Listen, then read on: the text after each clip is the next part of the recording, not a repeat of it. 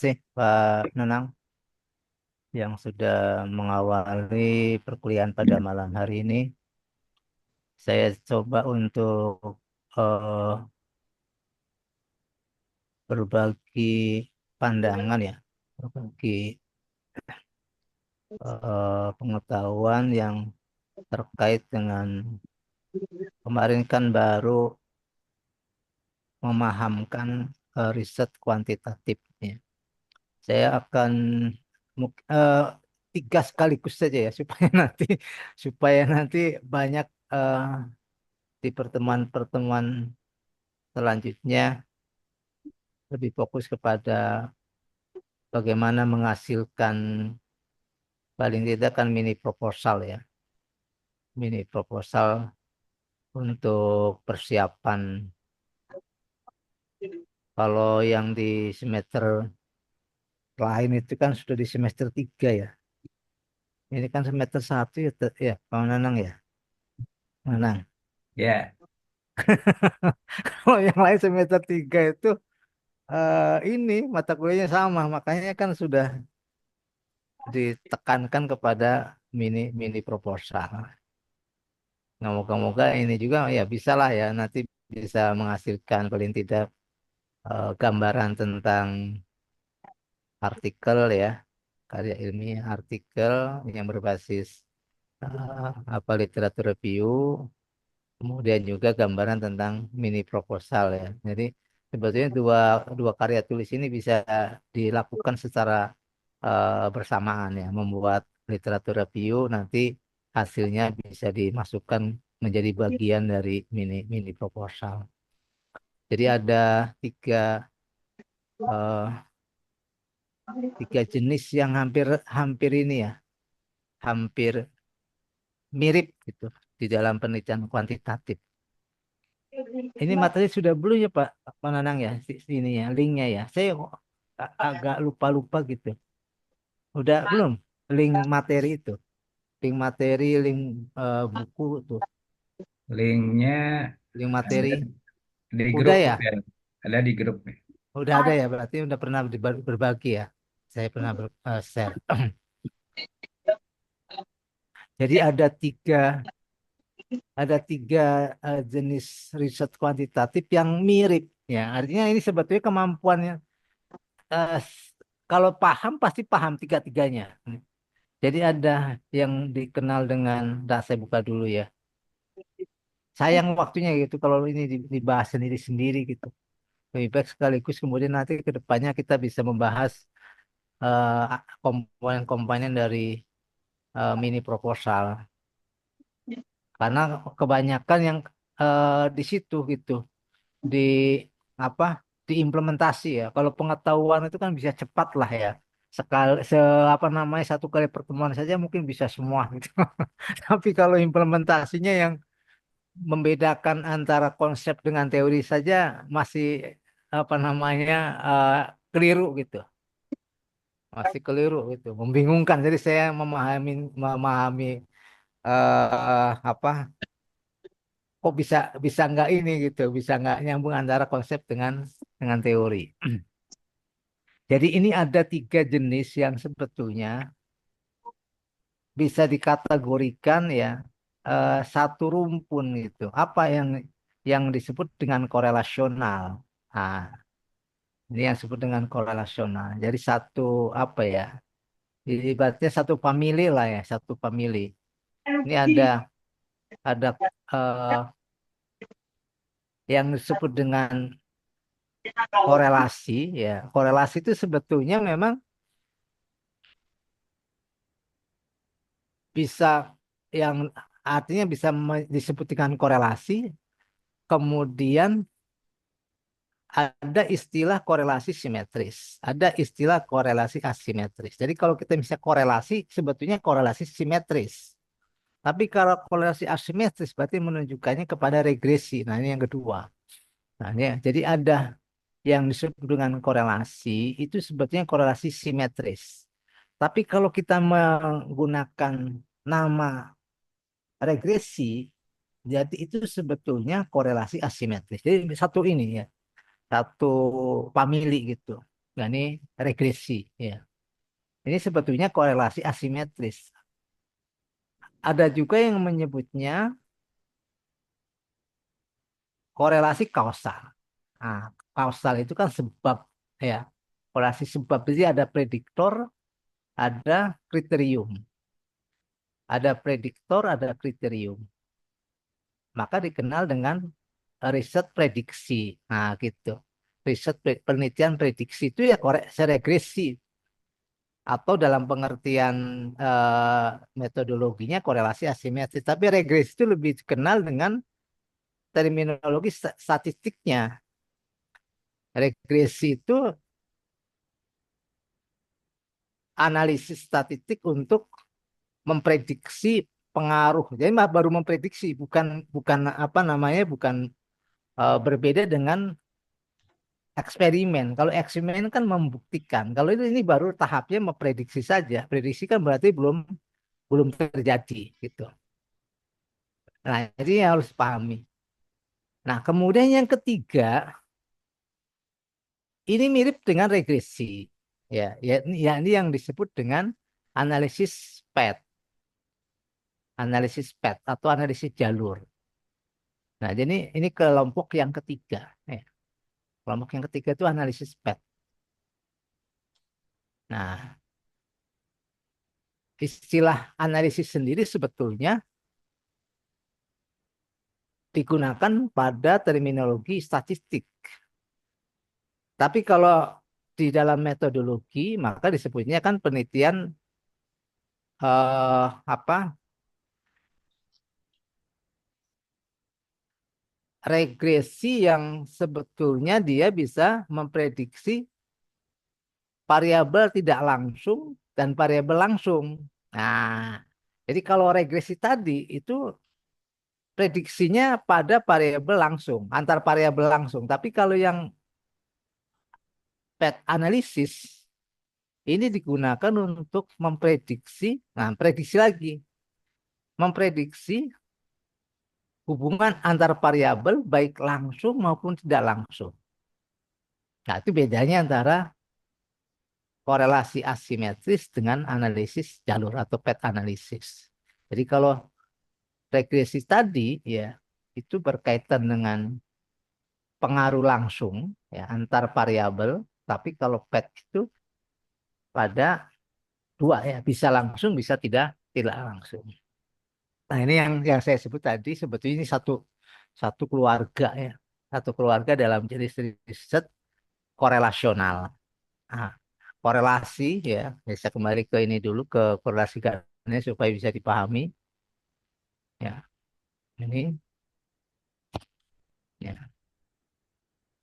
Ini kalau yang sudah pernah belajar di S1 kan pasti mudah ya. Ini yang perlu di apa namanya dipahami di awal ya nih, setiap riset itu pasti punya tujuan ya. Tujuan riset di dalam kuantitatif kan secara umum memverifikasi teori, membuktikan, nah kan gitu kan verifikatif, membuktikan, pembuktian. Nah, pembuktian itu berarti pembuktian hipotesis. Pembuktian hipotesis itu berarti berkaitan dengan pembuktikan teori karena tidak mungkin ada hipotesis tidak dirumuskan ya, tidak dibuat atau tidak diformalisasikan tanpa dasar teoritik. Ya, jadi karena itu maka seringkali pembuktian hipotesis itu sebetulnya adalah pembuktian teori berdasarkan data yang kita kumpulkan. Jadi kalau dalam korelasi atau korelasional, kita akan menganalisis hubungan antara variabel. Nah, itu yang ini ya, menganalisis hubungan antar variabel. Ini penelitian yang paling sederhana gitu ya.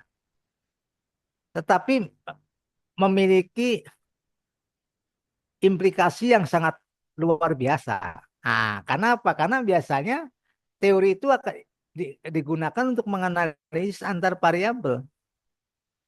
Jadi temuan-temuan yang disebut dengan teori itu kan berdasarkan analisis antar hubungan variabel. Kalau misalnya kita menyebutkan, saya seringkali kalau di bidang ekonomi ada ini ya, apa itu yang berkaitan kebutuhan itu ya, hukum Gosen ya. Nah, itu saya masih ingat tuh belajar belajar ilmu ekonomi waktu di SMA gitu. Hukum Gosen satu, hukum Gosen dua. Mungkin ada yang belajar, Wis belajar nggak ekonomi Wis? Hukum Gosen ini kalau orang ekonomi pasti paham ya, hukum Gosen. Jadi kalau kita misalnya punya kebutuhan ya, taruhlah misalnya kebutuhan fisik ya. Kalau bahasa Maslow-nya itu kebutuhan fisiologis kan itu. Kebutuhan paling dasar, paling primer. Haus kan itu kan, haus. Pemenuhan pemenuhan kebutuhan itu kan melalui barang ya, melalui barang. Kan itu. Prinsipnya itu. Barang itu kan sebagai alat untuk memenuhi kebutuhan. Misalnya barang konsumsi kan begitu. Kalau misalnya haus ya pasti barang konsumsinya kan air. Menurut hukum Gosen itu tingkat tingkat apa bahasanya ya? Kalau ini bahasa yang ini tingkat kenikmatan lah gitu ya. Tingkat kenikmatan barang itu kan berkurang berdasarkan frekuensinya. Satu gelas pertama gitu kan. Ini kalau bicara teori itu. Satu gelas pertama itu kan tingkat kenikmatannya bisa saja 100 ya. Satu gelas air pertama itu. Tapi untuk frekuensi kedua, satu gelas kemudian ya, air yang sama ya dengan satu gelas yang sama, bukan 100 gitu. Sampai dia terus menerus dia akan berkurang. Nah, itu kalau kita apa namanya menganalisis ya terkait dengan apa namanya pemenuhan kebutuhan ya melalui apa namanya barang yang sama. Nah, kan gitu kan. Melalui eh, benda yang sama. Nah, itu akan mengalami penurunan ya apa namanya kenikmatan dan seterusnya. Nah, itu maksudnya ya bahwa kita akan bisa menemukan teori dengan memahami hubungan antar fenomena. Nah, kalau paling gampang kan hal-hal yang berkaitan dengan peristiwa alam ya kan, itu kan mudah tuh sebab akibatnya. Karena teori itu kan menjelaskan sebab akibat, sebab akibat. Kenapa orang misalnya, ya kalau saya masuk ke wilayah pembelajaran kan gitu. Bagaimana orang belajar? Bagaimana orang belajar itu dapat ditinjau dari berbagai macam teori. Teori belajar, bukan teori yang lain. Teori belajar itu menjelaskan bagaimana orang belajar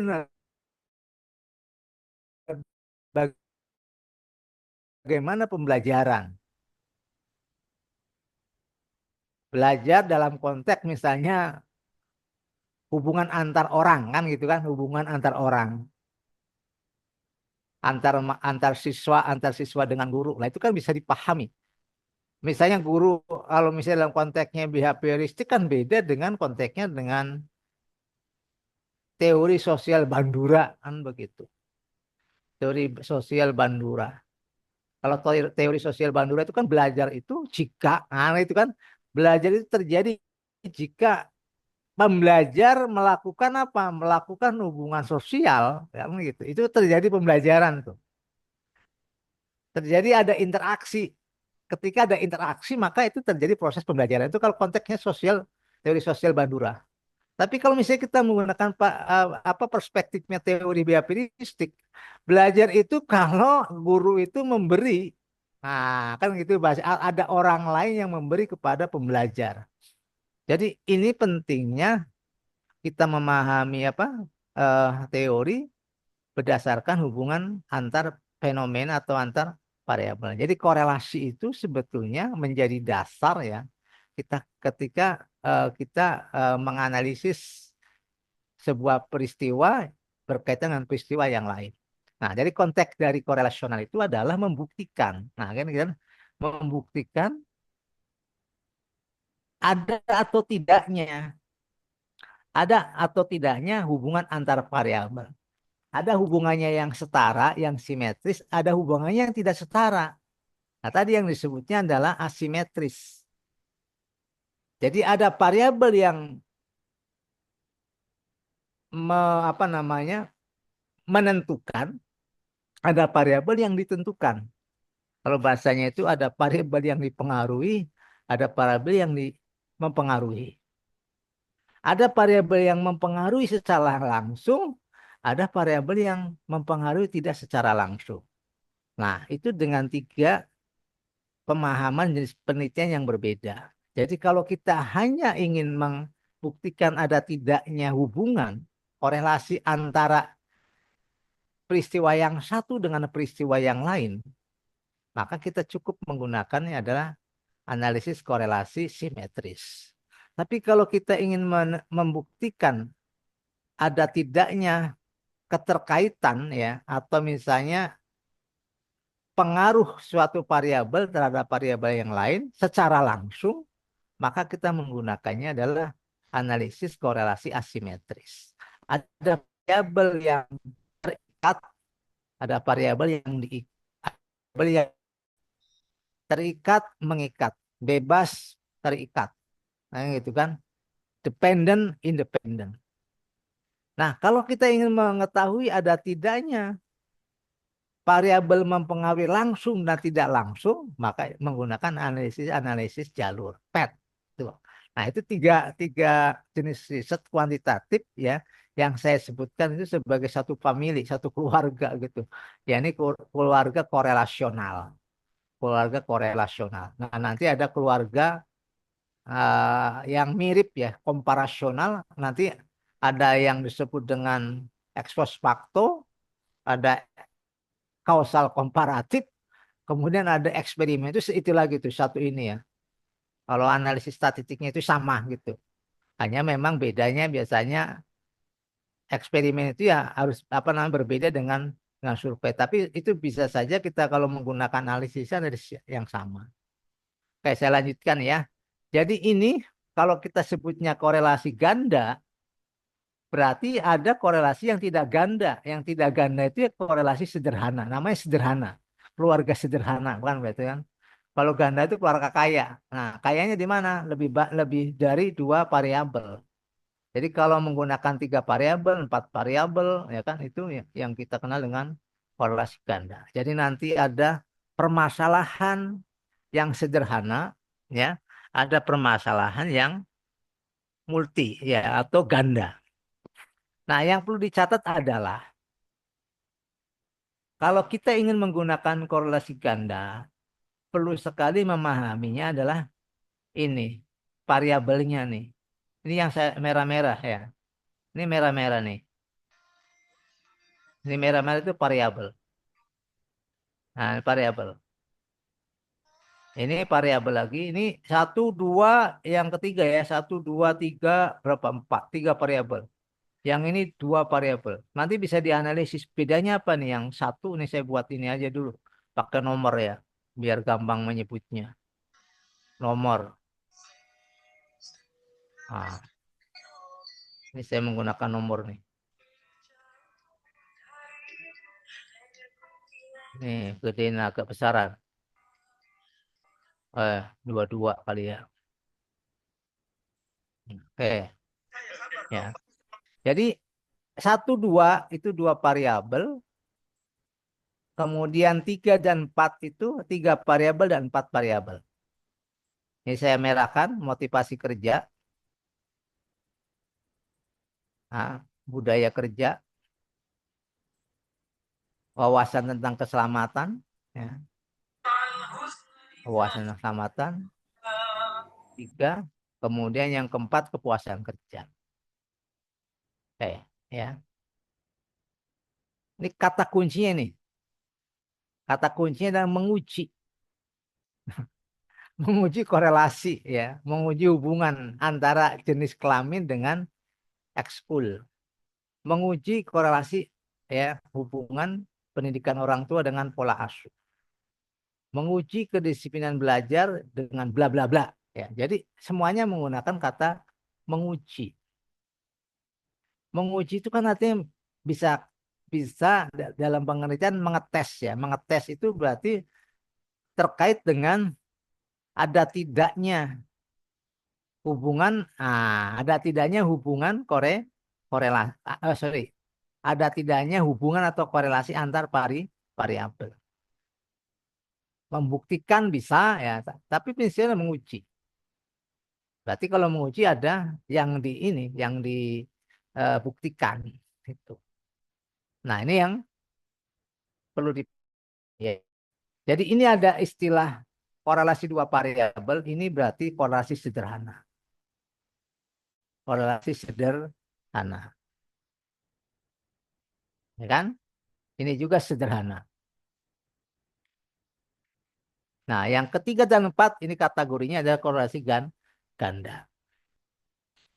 Lanjut dulu sebelum ini. Nah, ini nanti di mana ya bisanya ya? Sebetulnya ini apa magister nggak perlu ini ke sini lagi nih.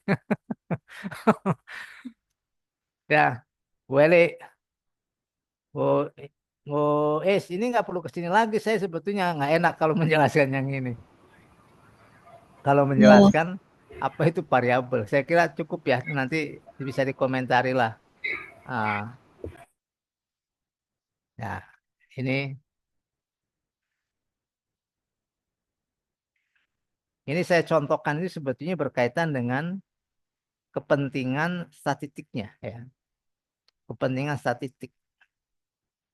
Karena nanti kalau kita tidak paham variabel penelitiannya ya, maka akan ada kesalahan di dalam analisis statistiknya. Tapi yang prinsip yang ini nih, yang paling ini ya, yang bawah nih, Mananang. Ini yang umum dalam pengertian metodenya, metodologinya. Kita mengenal variabel bebas, terikat, moderat, interpending. Ya. Kalau dalam penelitian korelasi sebetulnya tidak ada istilah variabel bebas. Ya. Korelasi simetris itu ya korelasi yang variabel itu hanya nanti disimbolkan variabel X, variabel Y itu simbol saja. Karena simetris itu tidak menunjukkan adanya yang satu lebih dahulu atau terikat diikat oleh variabel yang lain. Setara. Nah, ini yang harus dipahami. Kenapa saya memunculkan misalnya ini. Latar belakang pekerjaan. Ya. Kemudian misalnya kecerdasan. Nah, ini karena berkaitan dengan jenis datanya. Itu yang penting tuh. Yang ini nih. Nah, jadi variabel itu nanti akan bisa menghasilkan jenis data yang berbeda. Ya, variabel yang kita teliti itu akan menghasilkan jenis data yang berbeda. Contoh nih, latar belakang pekerjaan. Latar belakang pekerjaan itu akan menghasilkan kategori pekerjaan atau jenis pekerjaan. Apa misalnya pedagang, ya kan? Itu kan kategori itu, kategori pekerjaan, ya kan?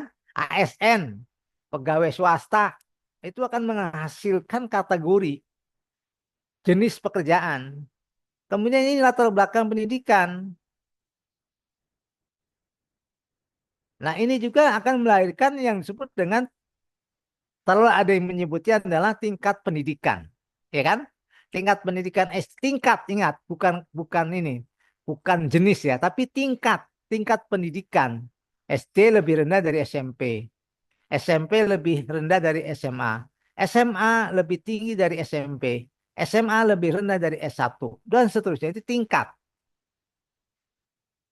Jadi kalau yang ini yang di atasnya itu adalah kategori jenis jenis pekerjaan, yang ini tingkat pendidikan. Beda. Kalau tingkat itu berarti ada apa namanya yang lebih tinggi, yang lebih rendah. Kalau kategori, kalau kategori atau tadi jenis atau apa namanya kelompok, kelompok pedagang, kelompok ASN ya, maka tidak ada tuh, tidak ada yang lebih tinggi, tidak ada yang lebih rendah. Contoh, Nanang, laki-laki perempuan, kategori apa tingkat?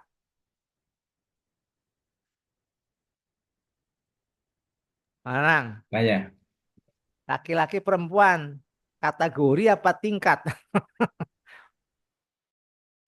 kategori Hah? Kelompok kan? Kelompok wanita, kelompok laki-laki. laki-laki. Kan ini tidak menunjukkan perbedaan tingkat. Laki-laki sama perempuan ya setara, kan gitu kan? Tapi kalau SD, SMP, SMA ini kan bertingkat. Maka muncullah data yang berbeda. Nah, kan gitu kan? Ini ada data yang dikenal kalau dalam statistiknya data nominal nih yang bawah nih, nominal, ya kan? Nominal. Kalau yang SD, SMA, SMP itu data original. Kata ininya ya, kita sebutannya. Nah, ada lagi nih saya ini nilai UKG. Ah, uji kompetensi guru, kecerdasan itu menghasilkan data yang berbeda. Apa jenis datanya? Nah, misalnya ini ada interval, ada rasio, ya kan? Nah, inilah yang nantinya akan mempengaruhi di dalam analisis statistiknya. Jadi ini saya menggabungkan antara variabel dalam konteks metodologi ya dengan statistik. Jadi ini harus ini ibaratnya kalau bahasa umumnya itu bagaikan apa ya? Dua dua apa itu mata uang itu ininya Bu ya nih dua muka mata uang ya. Betul nggak? Dua sisi. Wah, dua sisi ya kan Ya, Pak. dua sisi mata uang kan gitu kan. Itu eh, variabel ya dengan jenis data tuh. Ya, variabel jenis data. Kayak nanti ini akan ketemu lah ya berikutnya. Nah, jadi penelitian korelasional itu nanti bermacam-macam di analisisnya ya. Pembuktian atau uji statistiknya itu bermacam-macam. Nah, kalau dilihat dari metodologi kan tadi ada korelasi, korelasi yang dimaksud korelasi sederhana, ada korelasi asimetris atau regresi, ada analisis ya jalur. Itu kalau menggunakan eh, perspektif metodologinya gitu. Nanti uji statistiknya ini ya macam-macam tergantung kepada datanya. Nah, ini konsep variabel nih, konsep variabel. Ya, jadi kalau misalnya gini, guru itu punya guru ya, guru itu punya sejumlah atribut. Guru itu punya sejumlah variabel. Ya. Ini ada istilah atributnya, jenis kelamin, atributnya apa? Wanita. Atribut itu kan biasanya bervariasi ya.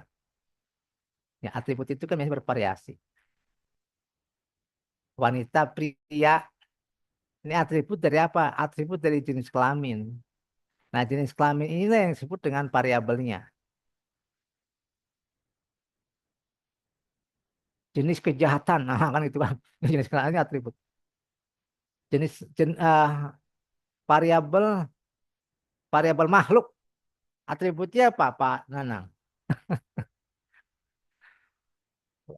Makhluk, atributnya apa, Pak Nanang?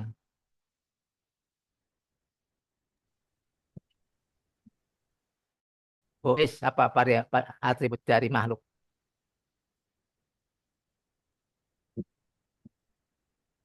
Wes, atribut dari makhluk Mungkin apa?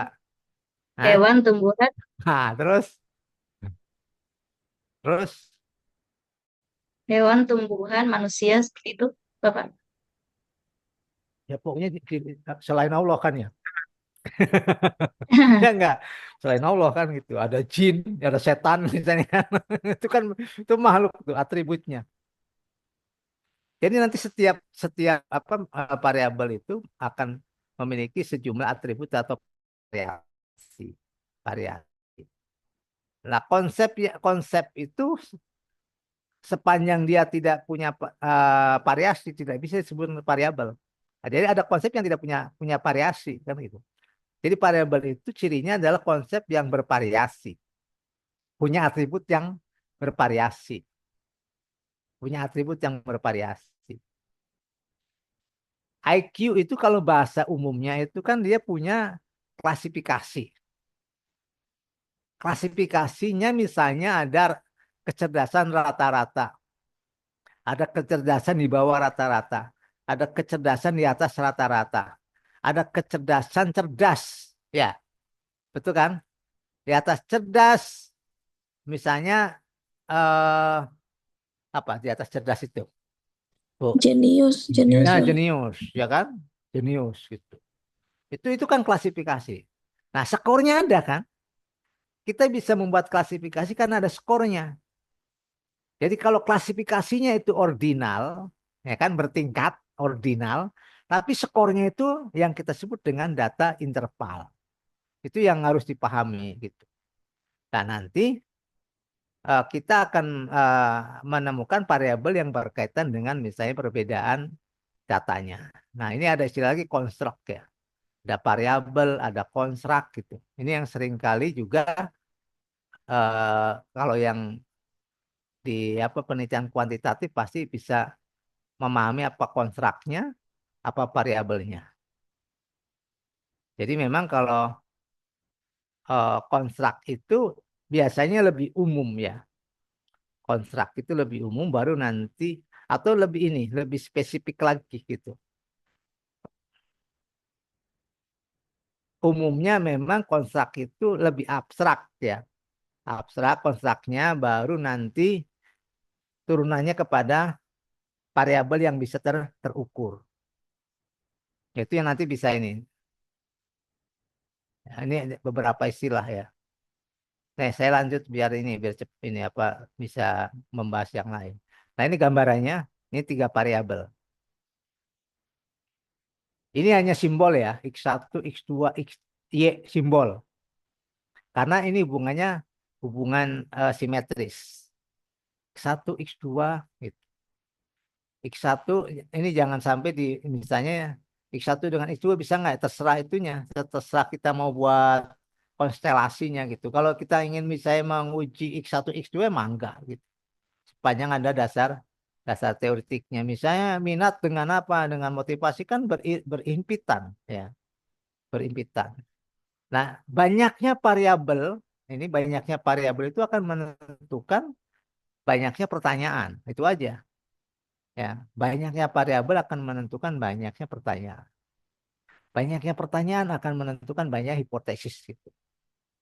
Nah, ini 4 ya. 4 variabel. Motivasi belajar, minat belajar, kedisiplinan belajar, partisipasi belajar. Nah, yang utama harus dipahami, kalau kita membuat korelasional, ini variabel itu harus melekat pada satu subjek. Maksudnya begini, kalau misalnya ada variabel sendal, nah, Bu Yani, variabel sendal ada variabel sepatu. Variasinya apa, Bu Yani? Variabel sendal, variasinya. Sendal jepit gitu, Hah? Pak. Apa? Sendal kanan kiri kan? Gerak. Ya enggak? Oh iya, Pak. Kanan kiri lah. Iya. Sendal. Ya enggak? Dua kan? Kanan kiri. Maksud saya gini, itu namanya pasangan data. Kanan kiri itu pasangan data. Jadi kalau kalau misalnya kanannya sendal, kirinya harus sendal. Nang, ya. Jangan sepatu gitu loh. Itu namanya bukan pasangan data. Nah, penelitian korelasional itu pasangan data. Kalau misalnya 3 variabel, ini 3 variabel ya. Berarti satu subjek itu diambil 3 data. Misalnya motivasi belajar siapa? Siswa. Minat belajarnya siswa. Partisipasi belajarnya siswa. Nah, itu yang disebut dengan pasangan data. Berarti tiga variabel berarti menggunakan data dari subjek yang sama. Contoh nih Bu Yani meneliti 30 siswa ya. Sampelnya 30 siswa nih. menggunakan 3 variabel. Nah, berarti 30 siswa itu diambil 3 data, ya kan? 3 data. 3 data dari mana? Data tentang motivasinya, data tentang minat belajarnya, data tentang partisipasi belajarnya. Itu namanya pasangan, ya. Jadi subjeknya harus sama. Karena gini, saya jadi bingung ya. Ada judul gini. Ini kan misalnya ini hubungan motivasi belajar ya. Ini minat belajar. Ini partisipasi belajar. Tiba-tiba gini, motivasi mengajar, bukan belajar. Motivasi mengajar guru, ya kan misalnya ya. Misalnya ini ganti motivasi mengajar, bukan belajar tapi mengajar gitu. Mengajar,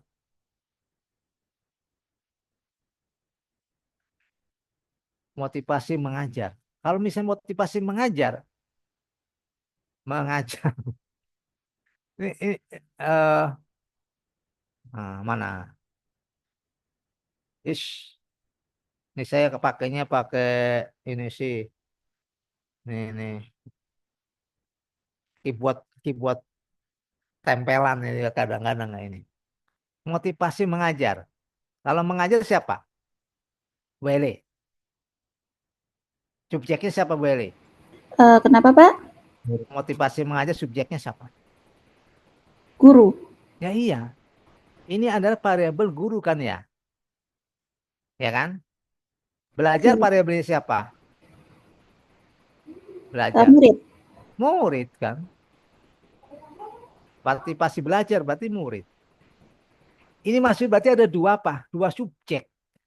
Ya, dua subjek.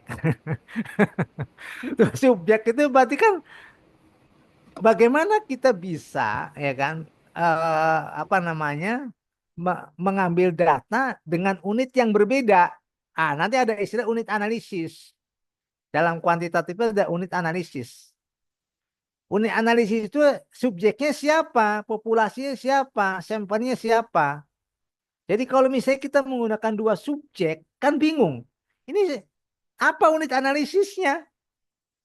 Siswa apa guru? Nah, kan begitu pasti.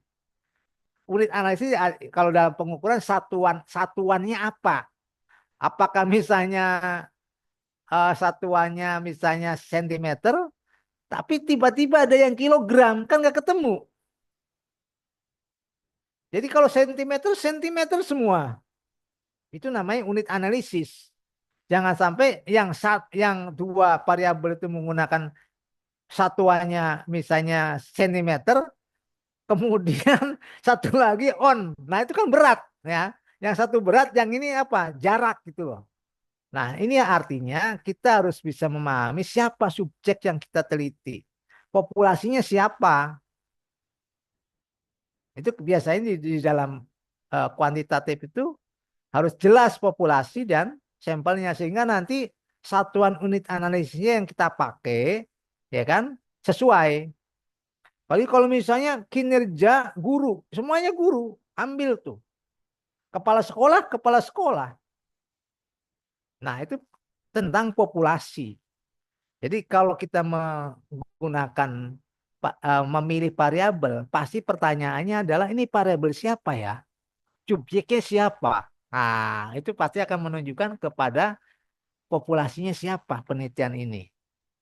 Jadi itu pentingnya memahami variabel berkaitan dengan subjek yang akan kita teliti. Karena variabel itu kan melekat. Karakteristik yang melekat kepada subjek.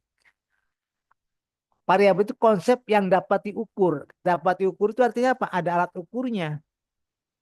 Alat untuk mengambil datanya. Arti itu alat untuk mengukur. Nah, ini keliru ya. Ini judulnya salah. Jadi harus motivasi belajar. Nah, nanti kalau misalnya guru ya apa kinerja, kalau guru kan begitu. Kompetensi itu kan guru. Ada lagi misalnya hubungan kompetensi kan itu. Di sini saya tulisannya. Ini bahasanya. Ya, ini saya copy aja deh yang ini nih. Ya, duplikat. Ini saya hapus. Jangan sampai begini. Ini kompetensi. Nah, kompetensi pedagogik, kompetensi pedagogik, pedagogik. Gini. Ini minat belajar, ya kan? Ini kesini belajar. Ini misalnya hasil belajar, hasil belajar. Ya kan? Nah itu ini apa dua subjek yang berbeda. Ini pasti kompetensi pedagogik itu guru, ya. Kalau kalau apa namanya statistik sih sebetulnya karena dia alat, ya. Karena statistik itu ada alat, apapun dia akan hitung, apapun dia akan olah, walaupun datanya itu misalnya data ngaco gitu, atau data buatan, itu statistik begitu. Apapun datanya, apa sampah, ya, apa data, ya, itu semuanya akan bisa diolah. Namanya juga alat. Nah, yang utamanya kan orangnya, yang punya pikiran, yang punya logika gitu. Jadi jangan sampai kesalahannya adalah kesalahan berpikir, kesalahan nalar gitu, bukan kesalahan statistiknya, tapi kesalahan nalar. Jadi kalau kita mau buat seperti ini, ya berarti kan akan ada perbedaan unit analisis. Oh tidak, misalnya kan itu. Tapi ini kompetensi pedagogik dalam penilaian misalnya eh, siswa gitu. Misalnya 30 siswa menilai, pertanyaannya kan guru siapa yang dinilai? Kalau anak SD kan misalnya ke ini guru guru kelas. Guru kelas kan cuma satu. Nah, kan gitu kan? Nah, itu hal-hal yang harus kita dalami ketika kita membuat judul ya atau menentukan variabel. Jadi jangan sampai seperti ini. Ini keliru ya. Sulit nanti membuat unit analisis. Ya hapuslah nanti khawatir di ini. Kalau salah-salah, kalau istilah Pak Dokter Misno itu malpraktek dalam mengajar. Nanti kalau keliru, keliru bisa seterusnya gitu. Ya, ini masalah korelasi ya. Ya. Masalah korelasi sederhana. Biasanya apakah ada hubungan? Nah, nanti kalau masalah yang ganda berarti ya mana? Oh ini ya. Ini juga sering kali gini. Sering kali penggunaan yang keliru nih. Jadi ada campuran ya. Kalau masalah korelasi pakainya begini dengan atau dan, hubungan antara ya, dan gitu kan. Kalau menggunakan kata terhadap, yang namanya itu terhadap. Ini biasanya kan pengaruh, pengaruh X terhadap, ya kan gitu kan. Ini ini yang salah nih, yang saya merahin ya. Jadi membuat permasalahan itu dalam penelitian kuantitatif standar aja. Standarnya begini gitu. Jangan membuat pertanyaan yang aneh-aneh. Kadang-kadang buat judulnya aneh. Oh, judul itu hanya hanya ini apa namanya? Hanya nama. Nama itu akan menentukan isi. Nah, Nang, ada namanya gini. Kurnia itu laki-laki perempuan. Kurnia, Bisa ah, laki-laki, bisa perempuan. kalau Kurniawati perempuan, Perempuan, ya kan? Kurniawan, laki-laki. ya iya kan? Itu menentukan kan? Itu. Artinya apa? Nama itu jangan sekedar gitu loh. Judul itu bukan sekedar nama, tapi ada apa namanya? Ada isi yang terbawa gitu. Jadi penelitian kuantitatif jelas untuk mengidentifikasi apa sih jenisnya kan gitu. Kan kadang-kadang karena biasa apa di dalam penelitian kualitatif sehingga kadang-kadang seenaknya aja kan gitu. Kualitatif kan ibaratnya ada yang menyebutkan kualitatif itu apa namanya kejahatan riset itu riset kriminal riset nah gitu itu seperti itu gitu karena memang terkadang eh, apa namanya kuantitatif itu lebih superior di dalam menganalisis fenomena gitu. Ada yang menyebutnya criminal research. Saya waktu apa namanya ke ke mana tuh? Ke Cirebon ya, pakai pakai kaosnya itu kaos yang kita buat itu evaluat apa kualitatif riset not not kriminal. Nah, itu yang seperti itu supaya apa? Supaya bisa meyakinkan bahwa kualitatif itu sebuah tindakan riset gitu. Nah, tapi kadang ya kita harus punya disiplin itu dalam pengertian tidak sembarangan di dalam membuat pernyataan ya kan gitu atau membuat istilah sendiri kan gitu. Jadi ini yang seperti ini harus apa dipahami penggunaan kata terhadap, kata dengan itu adalah pakem-pakem ya dalam merumuskan permasalahan atau juga nanti hipotesis. Nah, ini koreksi ganda nih. Ini berarti memang ada lebih dari ya. Nanti akan terlihat kalau kita uji di dalam statistiknya. Karena nggak mungkin apa namanya penelitian kuantitatif itu tidak diuji dengan statistik. Nah, itu yang biasa dihindari gitu. Kenapa pilih kualitatif? Karena saya tidak bisa statistik kan begitu. Jawabannya begitu gitu. Padahal statistik itu bisa dibantu dengan aplikasi, nggak usah ini. Ini satu motivasi ya. Nih, ini satu, dua minat belajar ya, dua. Ini kan tiga. Ini yang disebut dengan korelasi gandanya. Jadi kalau masih menggunakan dua berarti sederhana. Jadi semakin banyak pertanyaan, ya, makin banyak variabel. Nah ini nih, nah, makanya pertanyaannya seperti ini. Satu, dua, tiga itu.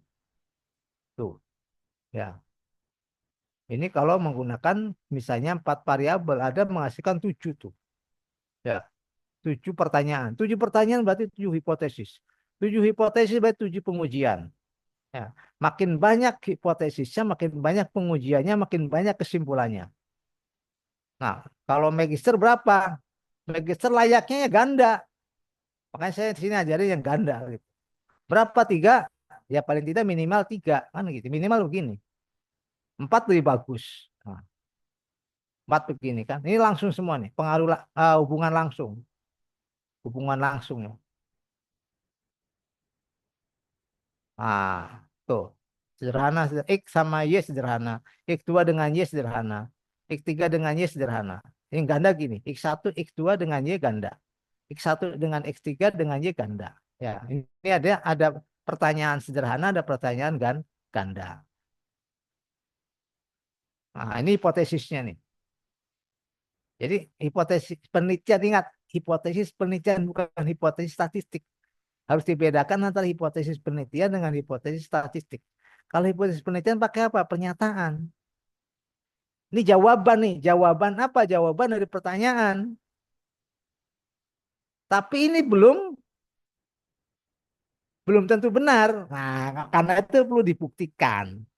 Jadi hipotesis kan pertanyaan yang perlu dibuktikan. Pertanyaan yang masih perlu pembuktian. Itu nama hipotesis tuh. Jawaban yang masih apa namanya? Jawaban yang masih perlu ada pembuktian. Jadi bisa nggak tidak ada? Bisa.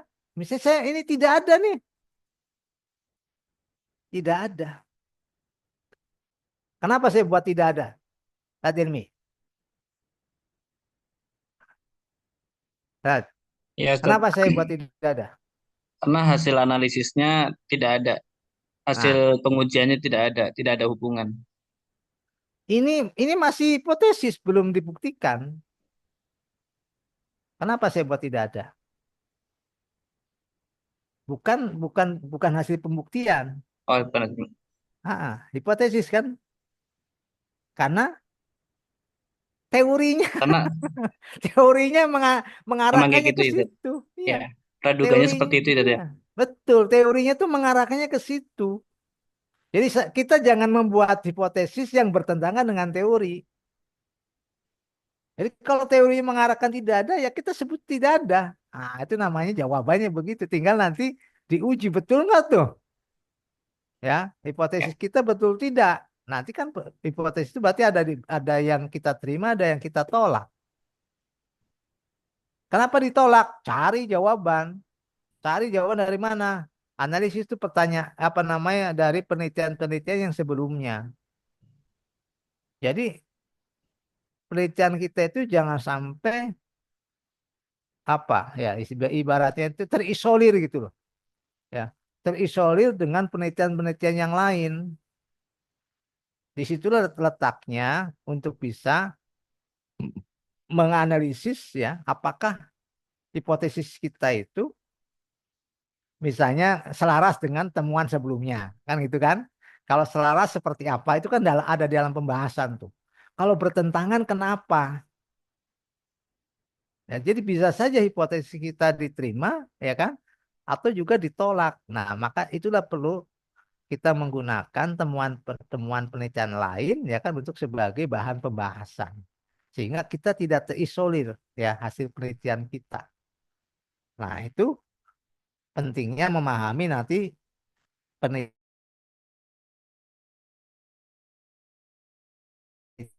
lain sebelum kita. Kan, maka perlu ada misalnya literatur review. Literatur review itu kan akan membuat apa ya? Ibaratnya itu eh, perspektif kita itu akan terbangun dengan penelitian-penelitian yang lain. Oh, ternyata penelitian yang lain itu misalnya sudah membuktikan ya kan variabel ini kontribusinya sekian ya kan kita sudah punya gambaran gitu. Nah, nah, yang ketiga ada hubungan ya. Jadi ini merupakan hipotesis penelitian dalam bentuk pernyataan, bukan dalam bentuk pertanyaan ya. Ada pertanyaan berarti kalimatnya kalimat tanya, ya kan kalimat tanya. Kalau hipotesis berarti kalimat pernyataan. Ada hubungan kan gitu. Ini kan tadi yang mana ya? Ini kan pertanyaan nih. Apakah? Nah kan pertanyaan. Semuanya pertanyaan. Standar ini ya. Kalau bagaimana? Nah bagaimana itu urusan kualitatif. Nah, kalau penelitian kualitatif urusan bagaimana? Karena dia akan bicara tentang proses, keadaan. Ya. Kalau urusan kuantitatif hasil. Hasilnya apa? Ada atau tidak? Ada atau tidak pengaruh itu kan hasil. Nah, itu yang harus dipahami terkait dengan pertanyaan kuanti dan pertanyaan kuali. Kalau misalnya pakai bagaimana, itu arahnya adalah kepada pertanyaan kualitatif. Itu. Lanjut, mana lagi? Nah, nah ini yang saya sebutkan tadi ya. Jadi yang ada istilah pengujian hipotesis itu. Hipotesisnya maksudnya dikatakan hipotesis penelitian. Nanti kalau dalam pengujiannya itu disebut hipotesis statistik. Pengujian hipotesis statistik menggunakan apa? Menggunakan simbol. Simbolnya apa? Simbol statistik. Ada nggak di sini ya? Nah, ini mah ininya. Nah ini yang begini nih. Nanti, ini kan lain ini. Hanya tidak ada di sini ya. Nah ini yang seperti ini nih. Ah, ini bagian dari statistik nih. Ini bagian dari statistiknya ini. Jadi tidak mungkin kita menggunakan penelitian kuantitatif tanpa diuji dengan statistika. Maka perlu ada misalnya uji prasyarat analisis. Untuk menentukan apa? Ini parametrik dan non parametrik. Jadi nanti dalam statistiknya kita akan menemukan analisis atau uji hipotesis statistik menggunakan parametrik dan non parametrik. Ketemu nanti di mana? Ketemunya di statistika. Ya, ini gambaran untuk korelasi ganda. Nah, biar agak nyambung dulu. Sebelum saya sampaikan ke moderator, minta waktu dulu.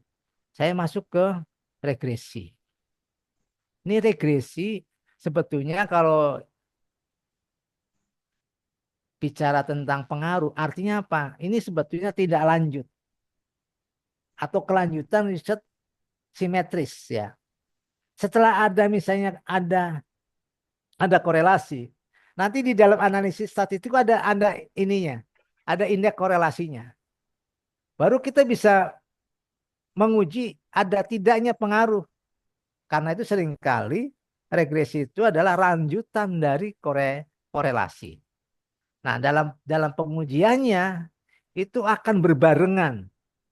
Analisisnya analisis korelasional dulu, baru nanti menggunakan uji F misalnya untuk membuktikan pengaruh tidaknya.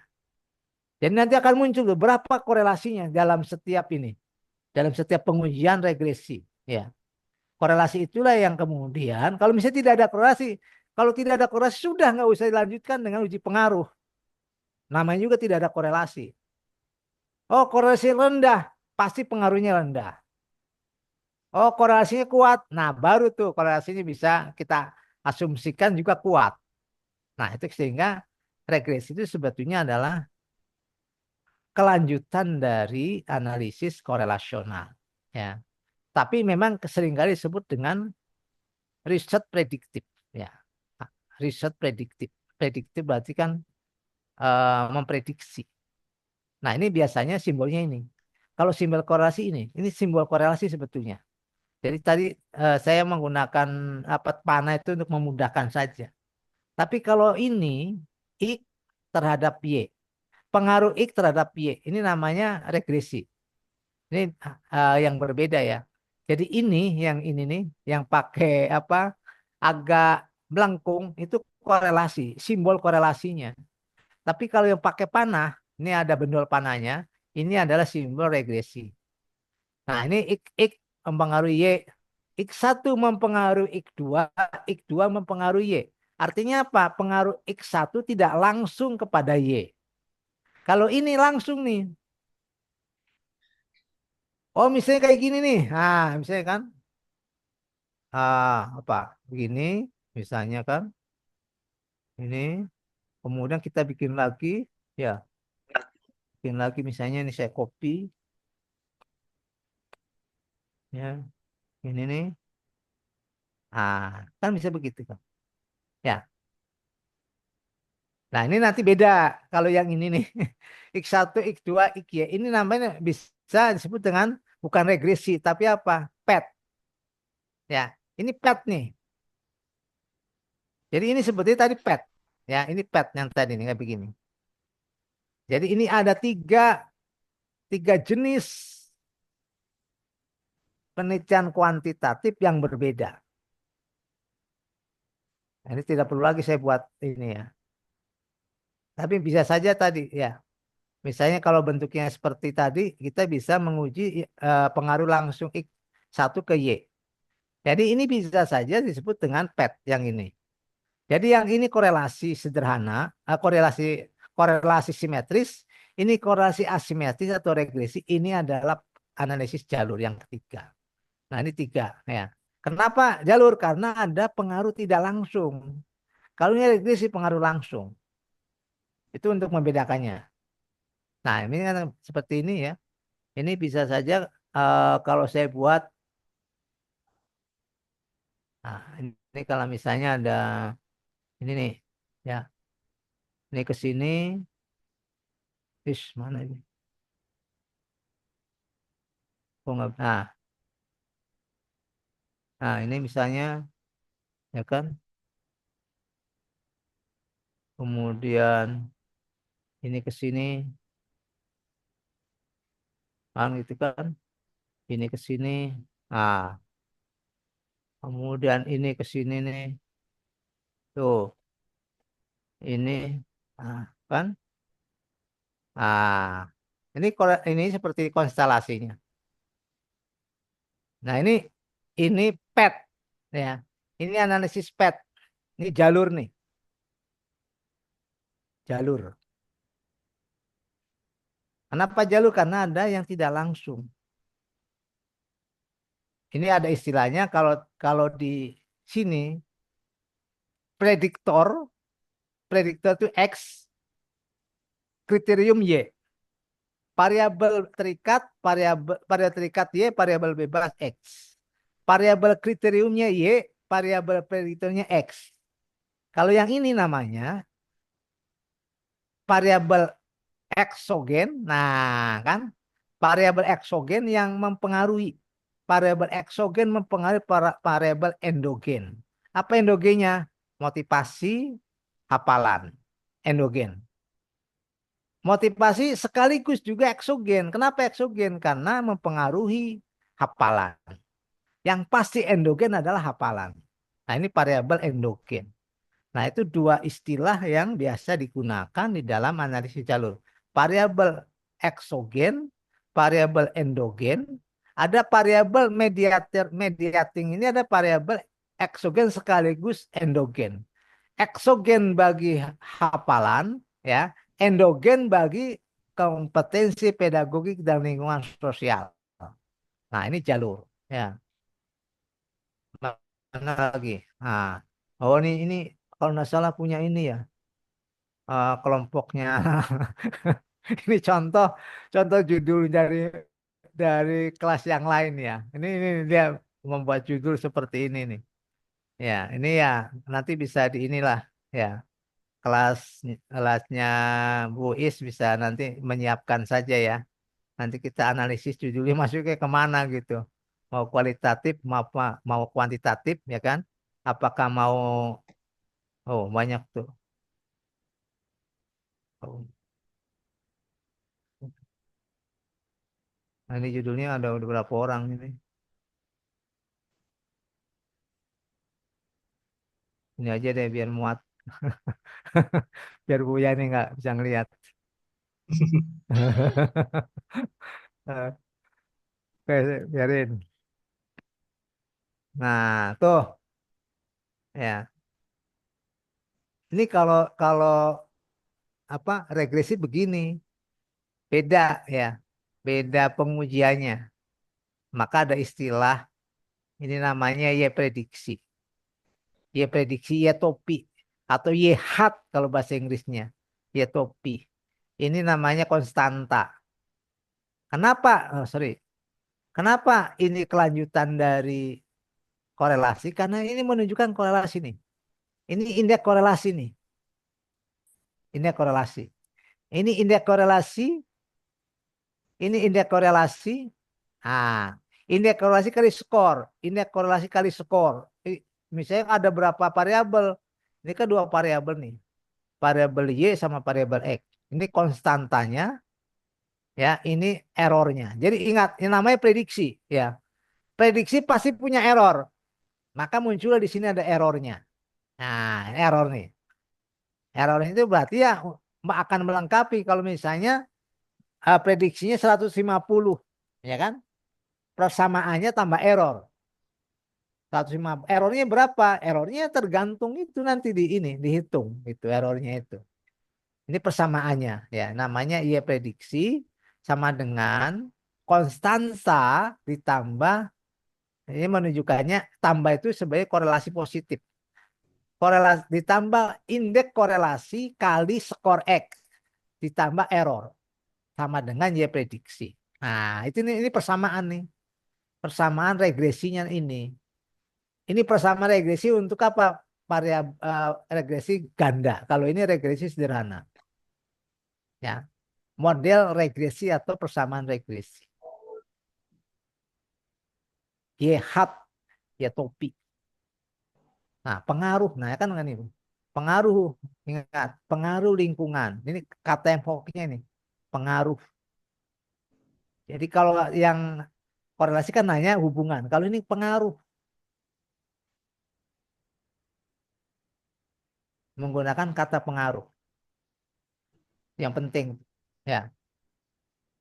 Yang pokok datanya apa? Data interval, bukan data kategori. Data kontinum.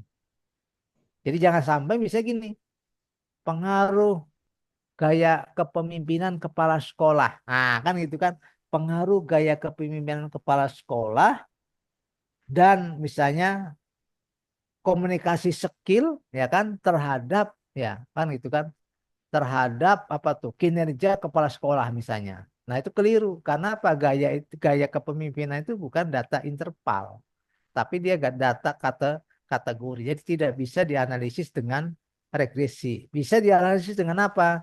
Bisa saja dengan misalnya kausal komparatif. Nah, nanti ada istilah kausal komparatif. Ya, kausal komparatif itu beda dengan regresi. Nah, itu nanti beberapa istilah yang kita temukan di dalam penelitian komparasional. Nah, ini prediksi ya. Prediksi tidak sama dengan eksperimen. Nah, ini yang penting lagi nih.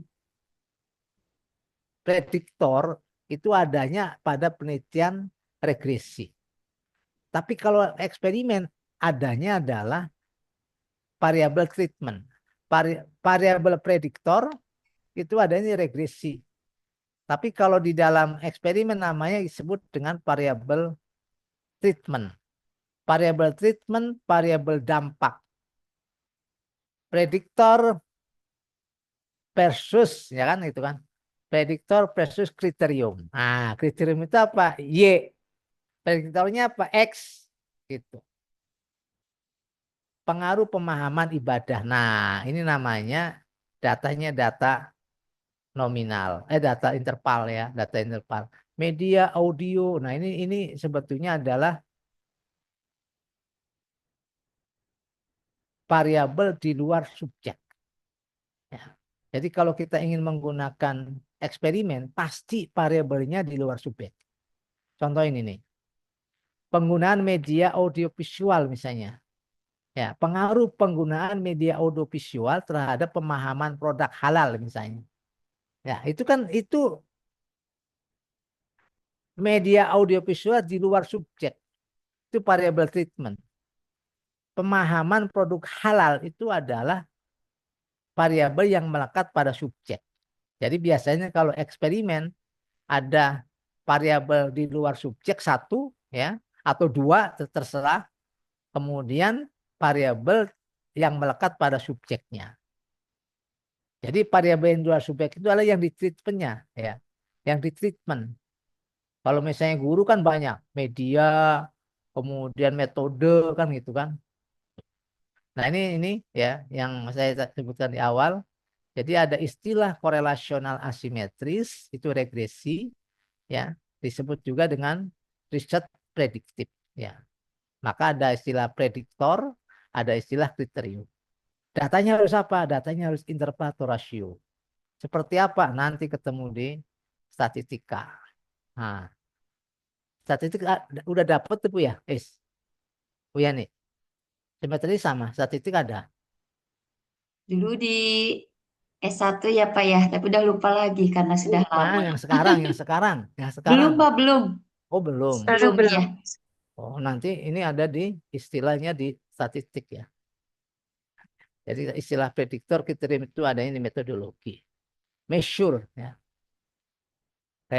Mana lagi? Nah, ini udah tidak perlu ya. Jadi nanti yang perlu dipahami adalah ini. Jenis variabelnya nih. Jenis variabelnya dalam penelitian regresi itu harus data interval. Data nominal nggak bisa. Ya. Nanti kalau data nominal kita pakainya apa? Pakai kausal komparatif.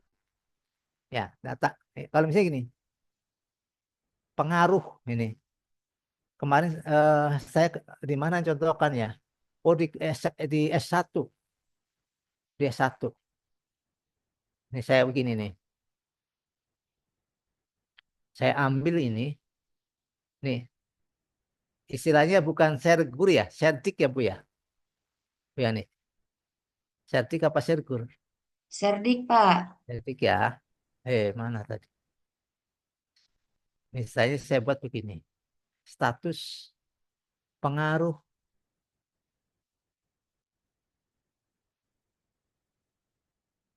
Ini apa sih ini? Oh ada ini. Pengaruh. Ini buat nih ya. Pengaruh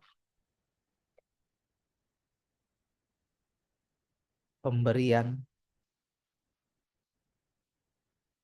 tunjangan. Tunjangan. Eh, Misalnya kan. Sertik ya. Terhadap kinerja guru. Nah, ini bukan ingat, ini bukan regresi. Kadang-kadang saya ini juga gitu yang apa yang ngerti yang ngerti apa ya penelitian kuantitatif bingung juga kalau menemukan judul seperti ini, tapi kemudian dianalisis dengan apa? Analisis dengan regresi gitu. Saya senyum senyum aja gitu. Pemberian tunjangan serdik, ya kan? Ini kan sebetulnya ingin membuktikan bahwa serdik itu berpengaruh atau tidak terhadap kinerja guru. Konsepnya kan sederhana ya, Pak Nanang ya. Pak Nanang udah dapat serdik ya, Pak Udah, Nanang. udah dapat. Nah, konsep utamanya apa Pak Nanang? Serdik itu. Untuk Wujud dari apa? Wujud dari apa? Bentuk dari apa? peningkatan kualitas kinerja guru. Nah, profesionalisme kan? Ya, Ya enggak? Jadi, gue sudah dapat sertik belum? Wele, Wele, Iya, Pak. udah dapat sertik. Belum. Ah, berarti Wele belum profesional. Ya enggak? Pak Nanang udah profesional, Bu. Karena dia sudah dapat tunjangan sertifikat. Sertifikasi itu kan sertifikat. Sertifikat pendidik, ya kan? Itu berarti Pak Nanang sudah profesional. Karena dia profesional, kasihlah dia tunjangan sertifikasi. Ya, logikanya gini. Berarti kalau dia sudah profesional, artinya kan harus ada kinerja yang berbeda dengan guru yang belum profesional kan Bu ya, Bu Is ya. Berarti kinerja yang Bu Is itu harus lebih rendah dari siapa? Dari guru yang sudah dapat tunjangan sertifikasi. Itu logikanya begitu. Nah, tetapi kan kita harus ini, kalau dalam penelitian ini, kita harus buktikan di lapangan seperti apa. Nah, kan ini namanya pembuktian di lapangan. Maka gunakannya ini, pengaruh pemberian tunjangan serdik terhadap kinerja guru. Nah, berarti kita akan, ini bukan, ingat pemberian tunjangan itu bukan ini ya, bukan data, bukan data interval, tapi ini adalah kita akan menganalisisnya, ada kinerja guru yang sudah mendapatkan serdik, ada kinerja guru yang belum mendapatkan tunjangan serdik. Maka menggunakannya disebut dengan kausal komparatif. Kausal komparatif, komparasi. Jadi membandingkan kinerja guru, ya kan, yang berlatar belakang mendapatkan tunjangan dengan kinerja guru yang tidak mendapatkan tunjangan. Nah, maka gunakanlah istilahnya kausal komparatif, begitu. Nanti ketemu tuh ya. Ini masih family-nya adalah korelasional. Kalau itu udah beda komparasi. Ya, jadi ini kalau menggunakan perspektifnya adalah bahwa kinerja itu kan harus meningkat setelah guru itu apa? Setelah guru itu profesional kan gitu. Kalau belum profesional berarti kinerjanya ya di bawah yang profesional. Nah, tetapi kan harus kita buktikan kalau penelitian kan pembuktian. Itu cara analisisnya begitu ya. Jadi bagaimana kita bisa membandingkan kinerja guru yang sudah dan yang belum ya sebagai pisau analisis. Nah ini banyak nih ya. Oh, ini permasalahan penelitian. Jadi pengaruh kedisiplinan ini ya, pakainya kata terhadap ya.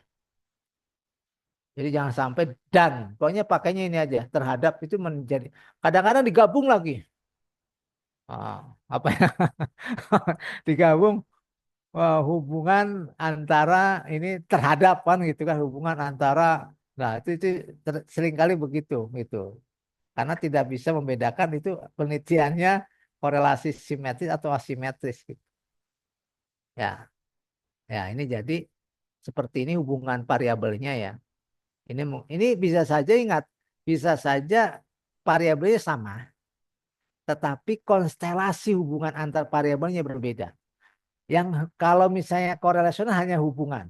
Tapi kalau regresi dia pengaruh. Maka menggunakannya adalah kata pengaruh. Karena ini merupakan kontinuitas dari penelitian korelasi ya kan.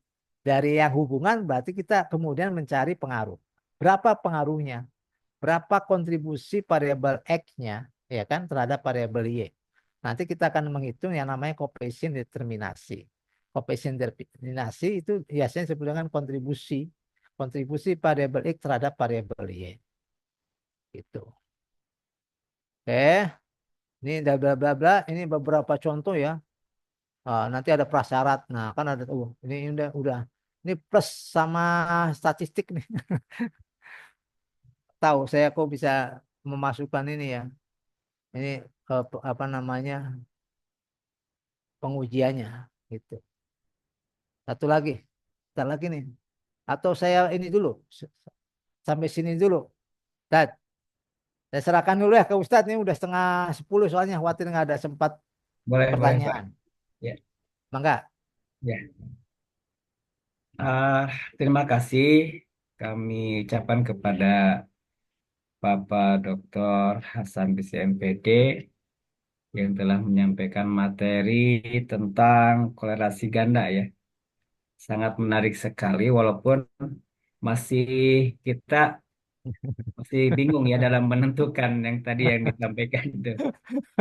Baik, teman-teman semua, barangkali ada yang mau ditanyakan langsung atau juga sharing ya terkait masalah ini.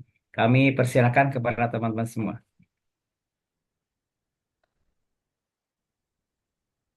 Ini baik-baik. Moderator bingung mencari yang lain bingung juga. Jadi, Mangga silakan. Bu Es, mangga. Bu Eli. silakan, Ibu. Silakan, Pak. Afwan Ibu. Bapak izin Eh, suara saya terdengar apa? Bagus Dengar, suaranya. dengar, Bu. Silakan. Bismillahirrahmanirrahim. Mangga. Jaro tuh. Suara saya terdengar Bapak? Bagus. Bismillahirrahmanirrahim. Terima kasih Bapak atas kesempatannya. Saya izin bertanya. Barakallahu fikum. Assalamualaikum. Pertama-tama, mungkin pertanyaan saya cukup banyak ya Bapak ya. Jangan banyak-banyak udah malam. Ya boleh Bapak ya. Ngantuk. Afwan Bapak, apakah metodologi penelitian entah kuantitatif, entah kualitatif di S1 kita itu apakah sama dengan metodologi penelitian di S2 ini? Nah, karena kebetulan pernah mendengar gitu ya Pak ya, metodologi S2 itu lebih rumit gitu ya Pak ya. Kayak misalnya itu kayak ada mixed methods, habis itu model statistik lanjutan yang kayak lebih rumit.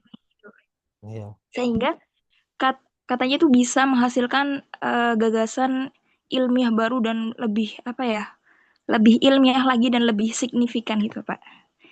Terus pertanyaan yang kedua, kalau nggak salah yang kemarin tuh saya lihat ada kuantitatif itu ada jenis yang naratif ya Pak. Bukan hanya naratif, tapi yang disebutkan Bapak itu ada kuantitatif korelasional, terus kausal.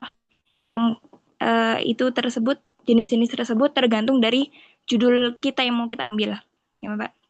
Misalnya korelasional itu karena mencari hubungan. Terus yang kalau mencari pengaruh berarti kausal gitu ya Pak. Nah, pertanyaan saya, apakah yang kuantitatif naratif, jenis naratif itu melakukan uji statistiknya itu sama dengan yang korelasional dan kausal, itu Bapak. Terima kasih. Karena kalau nggak salah kemarin tuh waktu itu pas S1 juga saya pernah kayak pernah belajar kuantitatif sedikit gitu Bapak ya. Kalau misalkan yang korelasional itu uji statistik lebih nggak seribet yang kausal, yang pengaruh. Jadi kayak kalau kausal itu nggak salah ada uji T, uji F, uji R2 gitu ya. Kayak dengan uji ada hubungan enggak, kayak uji R-nya kayak seperti itu Bapak. Sebelumnya terima kasih, barakallahu fikum Bapak. Jazakumullah khairan. Baik. Anang langsung ya. Anang. Langsung apa Boleh, gimana? Pak. Langsung aja, Pak. Nah, S1 itu namanya experience learning. Experience.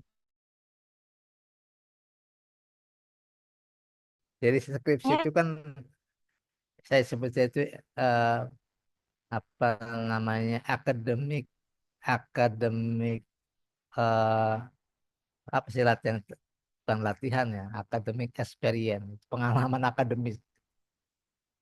Ya namanya belajar lah atau academic learning dan pembelajaran akademik. Jadi prosesnya itu ya sebetulnya lebih sederhana. Belajar atau juga ada misalnya ada pengalaman meneliti ya, research experience, belajar meneliti. Namanya masih belajar gitu.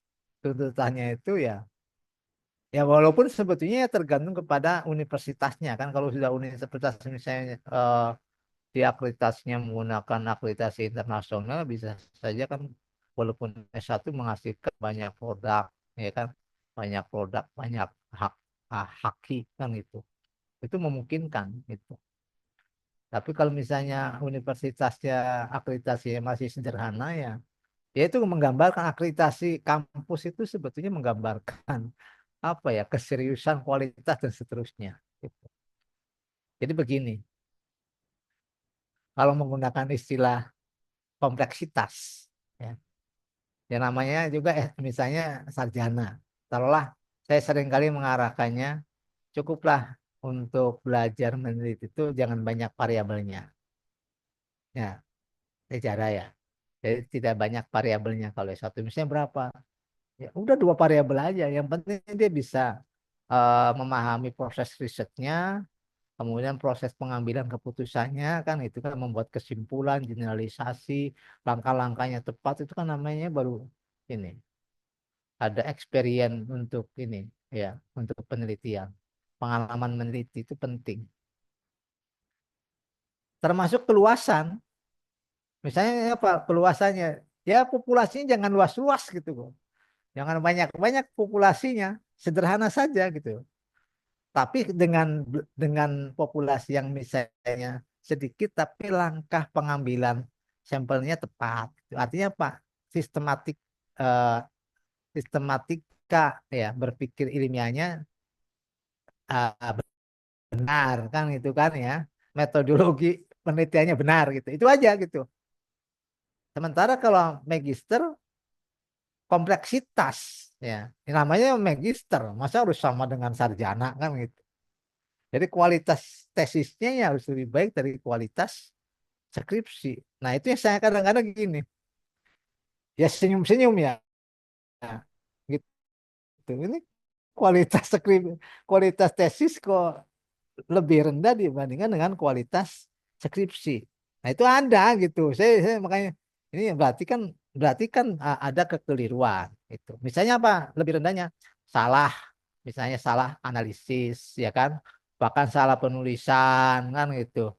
Variabelnya apa yang dibahas apa? Itu seperti itu gitu. Artinya apa? Dia hanya asal gitu.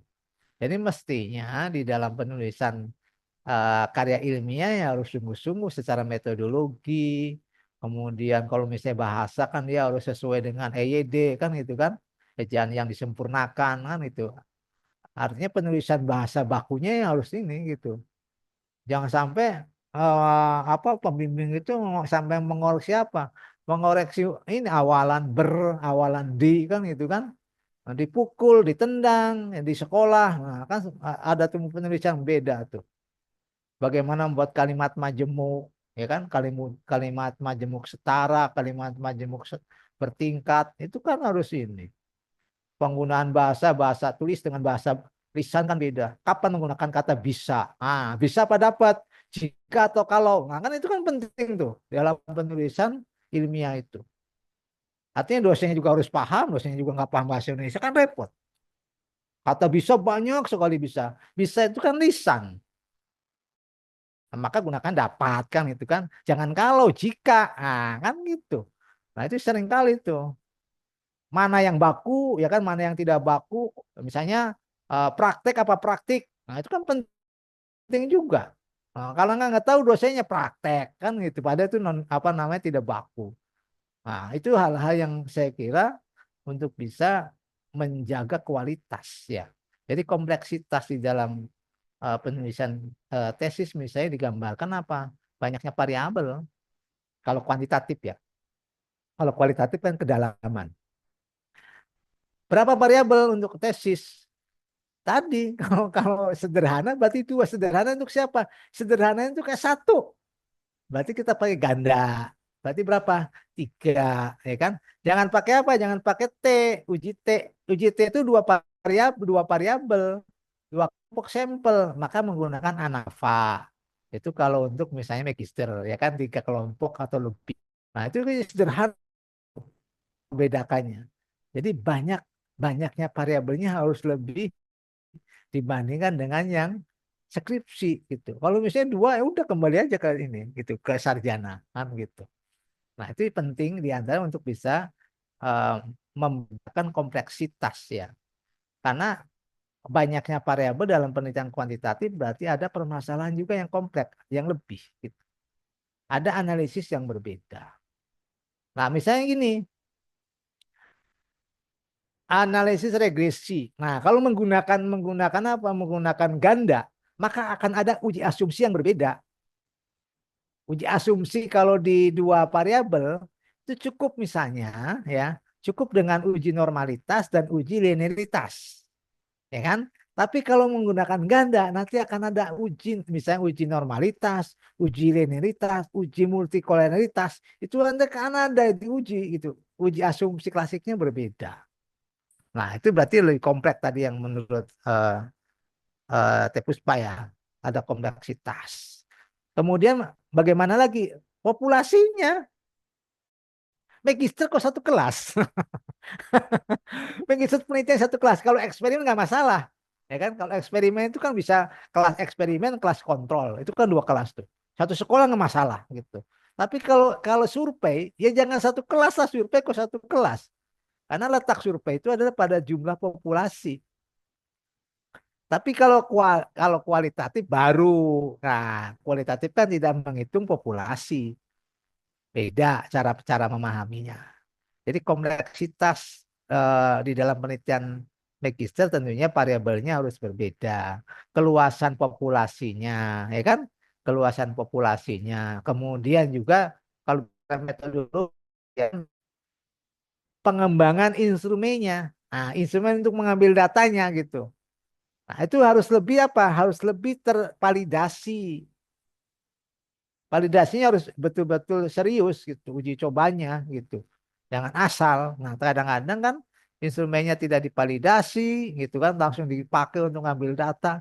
Ini hal-hal yang juga apa namanya mencederai ya hasil-hasil penelitian. Karena itu maka tentunya kalau dalam pengertian tadi ada multivariat ya. Nah, tadi kan multivariat itu berarti apa? Lebih dari multivariat. Kalau magister itu multivariat. Jadi dalam konteks statistika multivariat bahasanya gitu. Kalau kita kan tadi misalnya ada ganda. Tapi kalau dalam pengertian statistika nanti ada analisis multivariat. Apa analisis multivariat? Ya tadi yang menggunakan tiga variabel, analisis faktor. Itu kalau dalam statistiknya ya. Analisis faktor gitu. Kemudian juga nanti ada misalnya konfirmatori, ya kan? Kemudian ada eksploratori. Itu beberapa istilah di dalam multivariat. Multivariat dalam pengertian misalnya gini. Variabel variabel prediktornya satu, tapi variabel kriterianya dua. Nah, kan beda tuh. Ya. Kalau yang selama ini misalnya kita belajarnya variabel independennya dua, variabel dependennya satu. Kalau nanti ada lagi yang variabel eh, apa dependennya independennya satu, tapi variabel variabel dependennya dua. Nah, itu nanti berbeda analisisnya. Nah, itu hal-hal yang nanti dalam pengertian perbedaan kompleksitas jelas bahwa magister itu harus lebih apa namanya grade kesukarannya ya tingkat kesukaran lebih tinggi daripada grade kesukaran level sarjana. Namanya juga sarjana. Sarjana itu level 6. Magister itu level magister ya 8 tuh. Magister level 8 kalau KKNI.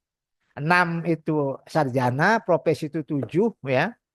8 itu magister ya kan, 9 itu kan doktoral. Jadi kalau 6 ya namanya level 6 gitu. Level 6 ya kualifikasinya ya itu di bawah level 7. Level 7 itu profesional. Misalnya PPG itu profesi kan. Eh, Dokter itu profesi, pengacara profesi, sarjana hukum sarjana level 6, tapi pengacara itu level 7. Dokter itu level 7. Pendidikan profesi guru level 7. Sarjana pendidikan level 6. Magister level 8. Jadi itu perbedaan di dalam kualifikasi kerangka kualifikasi KKNI-nya ya nasional gitu. Kerangka kualifikasi nasional namanya atau menyebutnya ya derajat kompetensi lah kan gitu. Nah, sekarang tadi ada istilah sebetulnya bukan eh, apa? Bukan pengertian korelasional naratif. Teh, Mbak, Mbak Puspa ya, Mbak Ya, namanya biasanya disebutnya eh, korelasi deskriptif kali ya, deskriptif ya, korelasi deskriptif atau statistik deskriptif kan gitu kan, istilahnya deskriptif. Tapi kalau naratif itu jenis riset pada kualitatif.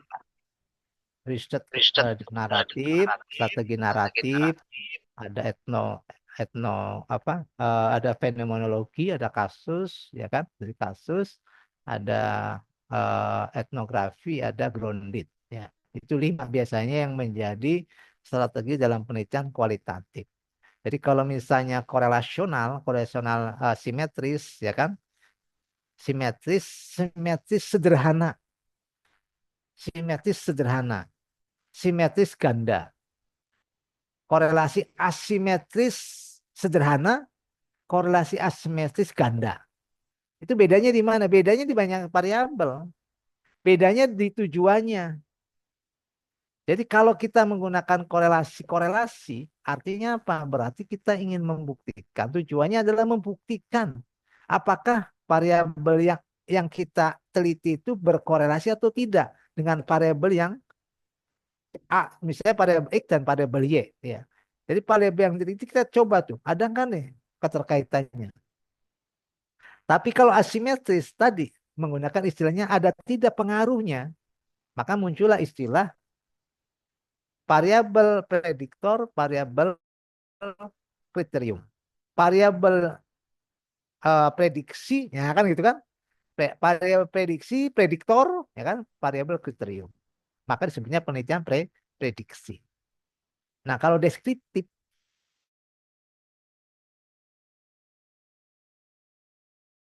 jangan 2 variabel bisa, tapi dia tidak menguji.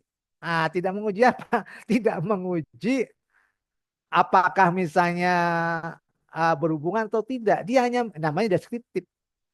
Deskriptif itu hanya apa? Mengilustrasikan. Saya misalnya menggambarkan kelas ini nih, kelas RB ya. Berapa banyak misalnya para apa namanya semangatnya itu deskriptif menggambarkan tuh. Kalau saya menggambarkan misalnya sebuah lingkungan kan deskriptif. Nah, bagaimana deskriptif dalam statistik? Deskriptif statistik kan hanya parameter aja. Parameternya apa? Parameter rata skor, median, ya kan? Kemudian kuartil, kemudian misalnya kalau menggunakan misalnya dispersi kan ada rentang, ada rank, ya kan? Kemudian ada misalnya variansi, ada ada standar deviasi. Itu untuk mendeskriptifkan. Tapi menggunakan misalnya uji T, ya kan? Kemudian menggunakan air product moment, menggunakan rank Spearman itu adalah pembuktian hipotesis. Maka muncullah apa namanya statistik inferensial. Jadi nanti kalau kita menggunakan korelasi, kita bisa menggunakan misalnya kalau parametrik air product moment, maka muncul nanti ada kontribusi KD tadi yang disebutnya dengan R kuadrat. Ya kan R kuadrat itu kan berarti indeks pangkat ya kali 100 misalnya untuk menghasilkan determinasinya berapa gitu. Nanti kalau pakai apa ganda pakai R-nya R kapital. Indeks korelasi ganda itu R kapital. Itu simbol-simbol yang harus dipahami di dalam statistik.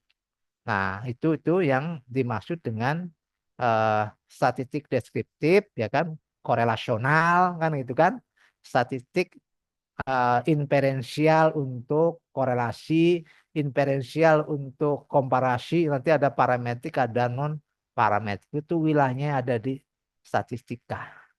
Itu kira-kira apa yang bisa saya ini kan, Mbak Zahro ya, berkaitan dengan istilah eh, korelasi deskriptif, itu tadi statistik deskriptif, ya kan, kemudian juga ada korelasi komparasional, simetris atau asimetris.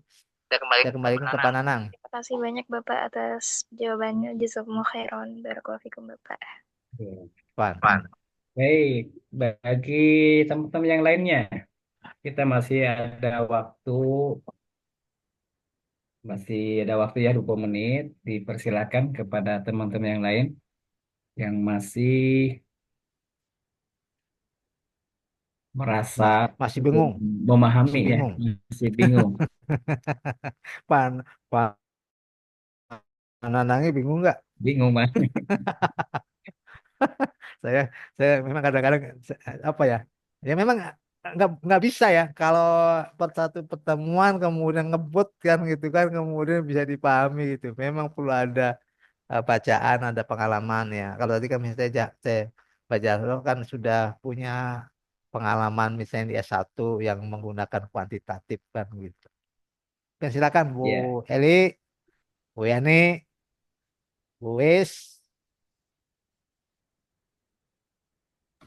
Ada Bu Eli? Sementara belum ada, Pak. Insya Allah paham. Bu Eli. Nggak ada katanya. Bu Yani, ada nggak?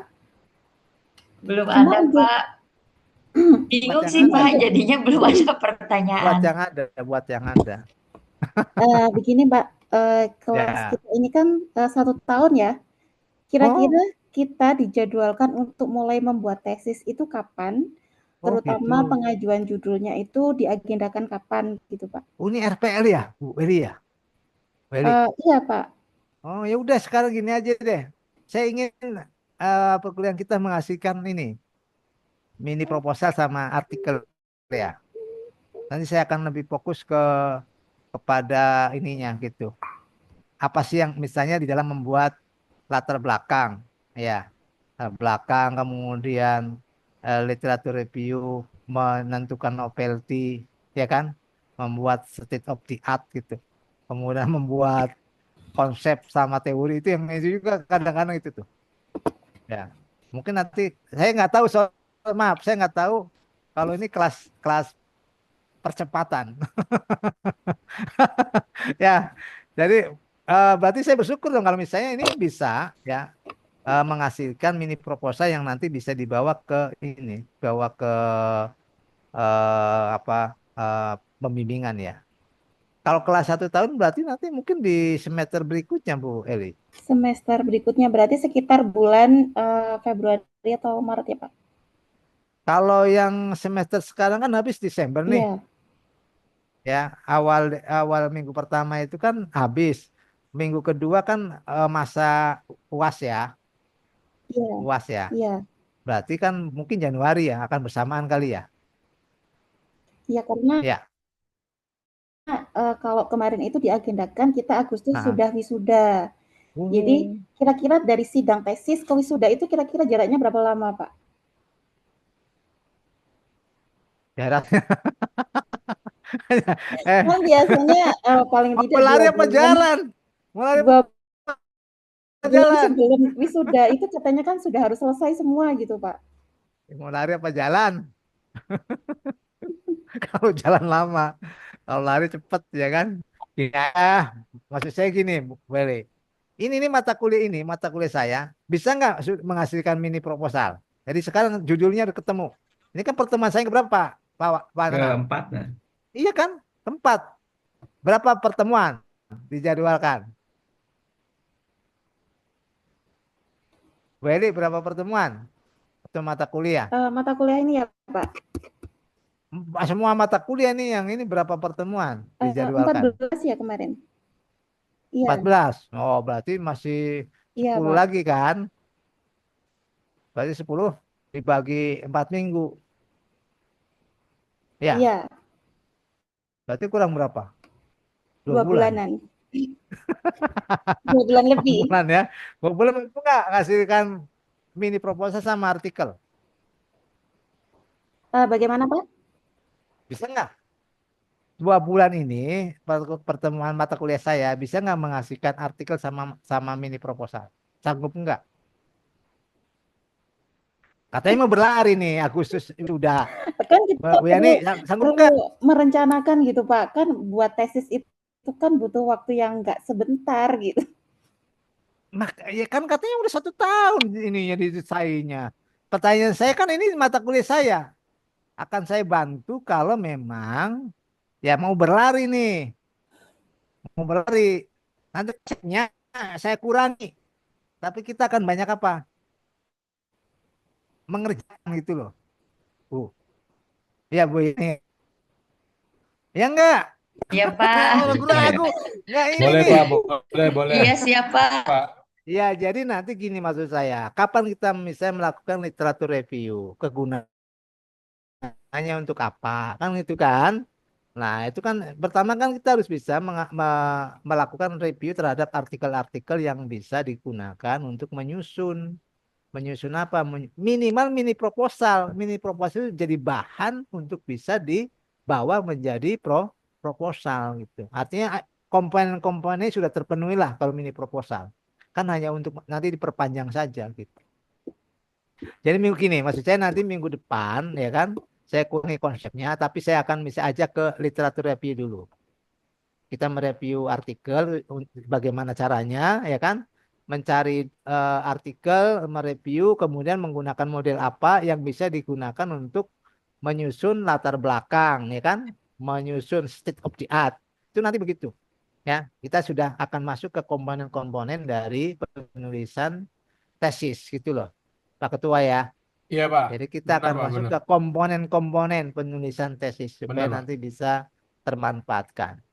Tapi saya berharap hasilnya itu kita masing-masing bisa menghasilkan artikel. Basisnya apa artikelnya? Basisnya adalah literatur review. Nanti ada istilahnya sistematik literatur review. Nanti ada modelnya. Nanti saya modelnya saya kenalkan, pas tahapan-tahapannya bagaimana, ya kan? Nanti dilakukan tuh, dikerjakan sampai nanti menghasilkan sebuah artikel berbasis menggunakan jenis riset yang kalau ini kan library research ya atau literatur review. Nah, literatur itu kan bisa dipakai untuk apa? Membuat latar belakang. Kemudian bisa membuat bab 2. Nah, bab 2-nya bisa digunakan. Nggak mungkin lapangan kalau mau lama, Weli. Lapangan itu nanti aja kalau mau buat tesisnya. Kalau ini hanya kalau misalnya gini, kalau sudah punya artikel kemudian publish, nah kan akan membantu tuh. Kan boleh pakai artikel. Berarti kalau sudah publish nggak perlu bikin tesis lagi Pak. Nah, pertanyaannya publishnya harus memenuhi syarat. Di mana Sinta 2 kan Oh, begitu. wajib Sinta 2 Pak. Iya, Sinta 2 ya. Nanti usahakan ya ke arahnya ke Sinta 2 itu supaya bisa memudahkan ya kan di dalam penyelesaian studi. Gitu ya. Jadi Baik, gini, Pak. artinya nanti bisa mencari ruang lingkup risetnya yang sesuai aja, yang sesuai yang diminati, cari keyword yang menjadi ininya, kuncinya gitu. Ya Pak Ketua ya, Pak Nanang, Bu Weli, Bu Yani, wis itu aja tuh Baik, supaya Ya, Pak. nanti selesai 1 tahun, keren kalau 1 tahun selesai, kayaknya luar biasa. Nah, Itu Yang kalau penting silakan Pak Nanang. dibimbing, Pak. Ya, kalau nggak di kalau ini ya butuh saling inilah. butuh bimbingan Pak dari Bapak. Sama kerjasama. Ini aja ke teman-teman juga harus kerjasama. Benar Pak, benar benar. Iya, kalau kita nggak saling mengisi nanti bengong sendiri, Benar Pak, benar benar. bengong sendiri jadi stres Ini sendiri kan. perlu perlu kopdar ini Pak, perlu kopdar Pak. Iya, mangga lah. Kalau misalnya yang deket-deket kan gitu kan bisa. Ini kan masih ada waktu ya sampai artinya kan kalau 2 bulan kan berarti sampai Januari Bu ya, Iya, Bu ya, Pak. Weli ya. Januari kan Perkiraan selesai. 2 bulan lebih 2 Ya pekan, mungkin Pak. ah. 2 bulan Jadi setengah. kalau kalau serius gini, ya saya kalau serius bisa membuat misalnya 1 minggu dapatlah satu satu artikel kalau benar-benar serius. Satu artikel itu bisa dapat dari mencari yang dari nol ya, dari nol mencari bahan sampai misalnya membuat gitu, membuat artikel sesuai dengan template itu bisa 1 mingguan lah gitu. Jadi kalau misalnya ibu bapak semuanya para ustadz serius ya seriuskan aja supaya bisa menghasilkan satu artikel. Misalnya sekarang Gitu. gini Pak, kita Ah, ditargetkan sekarang untuk membuat artikel. Berarti ah, kita kapan nih Pak wajib atau maksudnya setor judul dulu? ya. Kalau bisa besok, pertemuan besok sudah mulai, ya kan? Judulnya, kemudian tadi baru lalu kita akan mencari ini artikelnya kan dengan apa? Dengan beberapa aplikasi. Aplikasi ya kan nanti tadi saya akan mengenalkan SLR dulu ya. Mengenalkan literatur reviewnya. Nanti model-modelnya silakan pilih yang mana yang akan digunakan gitu. Langkah-langkahnya itu nanti dengan model itu akan diarahkan oleh model gitu. Apa dulu, apa dulu, apa dulu gitu. Seperti itu. Jadi kalau bisa besok, pertemuan besok sudah dapat Pak Ketua di ini aja ya, diidentifikasi Pak Ketua. Rencana judulnya Pak Ketua. Dibuat daftar nama ya sama judul gitu. Nanti bisa di-share Siap, ke grup ya, ke grup biar saya siap. juga bisa apa namanya memantau gitu loh. Memantau bisa memberikan masukan ya kan untuk bisa diperbaiki mana yang cocok, mana yang relevan dengan program studi gitu ya. Kemudian mana yang bisa Baik, Pak. dilakukan kadang-kadang gini buat judul kok melambung ke atas gitu. Melangit sehingga susah nanti membuat susah sendiri kan gitu. Kalau susah kan tidak bisa diselesaikan. Nah, itu nanti prinsipnya risetnya gampang ya kan, dilakukan, kemudian juga tidak menimbulkan apa stres kan gitu. Jadi dibuat mudah lah ya, dibuat mudah. Tapi ya layak gitu kan, mudah dan layak. Jangan jangan asal. Gitu. Itu aja dari saya, Pak Nanang, Pak Ketua, emang enggak Ada lagi dari teman-teman yang lain? Barangkali ada ini amanat. ya yang disampaikan. Ah, kalau dari saya, Bu Eli, mohon di itu ya dicatat apa yang disampaikan Pak dosen tadi berkaitan dengan apa untuk pekan besok itu judul. Pengumpulan judul. Di-share ke Ya, grup aja ya, Bu Eli. Insya Allah Pak. kebetulan Pak Dokter Bu Eli ini sekretaris saya, Pak. Oh, CS. alhamdulillah ya, jadi bisa langsung action ya, action, Bu. Lanjut. Nanti kalau ini ya kita saling itu aja, saling bantu. Misalnya ada yang bisa aplikasi apa, kan sekarang kan banyak aplikasi yang bisa memudahkan kita mencari ini ya sumber-sumber artikel, sumber-sumber buku gitu. Nah, misalnya oh kita bagaimana nyari buku ya kasih tahu aja yang tahu buku-buku mana yang bisa di nanti gini soalnya menulis tesis itu ada yang menggunakan buku, ada yang menggunakan artikel. Kapan buku itu dipakai? Kalau kita menulis bab 2 itu basisnya buku, bukan artikel. Tapi kalau kita ingin menulis bab 1 atau latar belakang, maka gunakanlah artikel. Karena apa? Artikel itu kan memberikan data. Tapi kalau buku memberikan konsep, buku memberikan teori. Itu yang seringkali keliru. Artikel kok dipakainya di bab 2 kan gitu. Bab 2 itu ya terkaitnya banyak kepada konsep. Walaupun memang di sub bab 2 itu ada misalnya penelitian yang relevan, itu baru dipakai. Tapi kalau kita bicara konsep dan teori, maka gunakanlah buku. Nah, bukunya apa? Bukunya yang paling tidak kan terbitan terbaru 5 tahun terakhir kan gitu. Paling enggak buku-buku tahun 89 ya, ya yang wajar aja gitu. Kalau bukunya ada edisi yang baru ya gunakan edisi yang baru. Tapi kalau misalnya kayak tafsir yang lama-lama kan hadis itu kan baru lama-lama kan nggak mungkin. Dan juga tidak ada penulis yang ini kan yang menggantikan kan gitu. Al-Ghazali misalnya Al-Ghazali kan terbit yang lama. Itu rasional gitu. Kalau menggunakan yang lama, kalau menggunakan buku-buku yang memang penulisnya adalah penulis apa ya, alim ulama kan gitu. Tapi kalau buku-buku yang apa yang dalam pengertian populer lah buku ya, populer dalam tergantung kepada isu tema ya, itu kan bisa cari terbitan yang terbaru. Itu tadi ya. Baik, teman-teman sekalian, kalau tidak ada lagi yang mau bertanya atau yang disampaikan kepada Pak Dokter, mungkin eh, closing statementnya Pak Dokter terakhir sebelum kita akhiri pertemuan pada malam ini. Baik, terima kasih kepada Pak Anang. Saya hanya ingin mengatakan bahwa menulis tugas akhir, apa itu tesis, apa itu skripsi, apa disertasi, itu perlu dimulai. Nah, ya kan, kalimat itu dimulai dari titik. Kalimat itu dimulai dari huruf. Sebuah huruf akan membuat kata, kata akan membuat rangkaian kalimat, kalimat akan membuat rangkaian paragraf. Paragraf akan membuat rangkaian isai, isai akan membuat sebuah karya. Itulah awal dari sebuah eh, apa namanya tercapainya penulisan skripsi atau juga tesis atau maupun disertasi. Jangan sampai tidak dimulai hanya punya angan-angan, hanya punya keinginan, tapi mulai dengan tuliskan apa yang ada di pikiran ya. Karena sekarang tidak perlu lagi repot, salah tidak perlu di tip X, ya kan? Salah tinggal di delete. Nah, menulis tidak perlu seperti membaca Al-Qur'an. Dari alif ya kan sampai ya.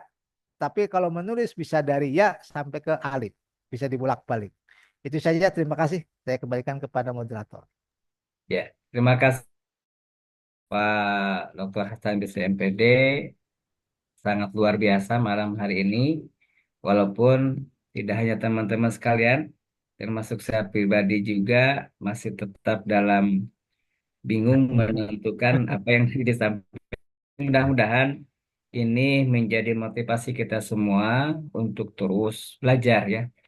Belajar bagaimana kita khususnya dalam menyusun tesis ya. Dari mulai judul proposal yang disampaikan. Baik, teman-teman sekalian, alhamdulillah pada malam hari ini kita sudah sama-sama mengikuti perkuliahan ini. Mudah-mudahan apa yang tadi disampaikan oleh Pak dosen, Pak Dr. Hasan Bisri MPD bisa menjadi wawasan dan pengetahuan bagi kita semua. Yang terpenting adalah kita jangan putus asa, terus semangat dalam belajar, walaupun memang tadi banyak teman-teman juga yang masih merasa kebingungan gitu ya. Baik, kita akhiri pertemuan pada malam hari ini. Sebelum sama-sama beristirahat, kita akhiri dengan doa. Subhanakallahumma wa bihamdika asyhadu an la ilaha illa anta astaghfiruka wa atubu ilaik. Walhamdulillahirabbil alamin. Assalamualaikum warahmatullahi wabarakatuh.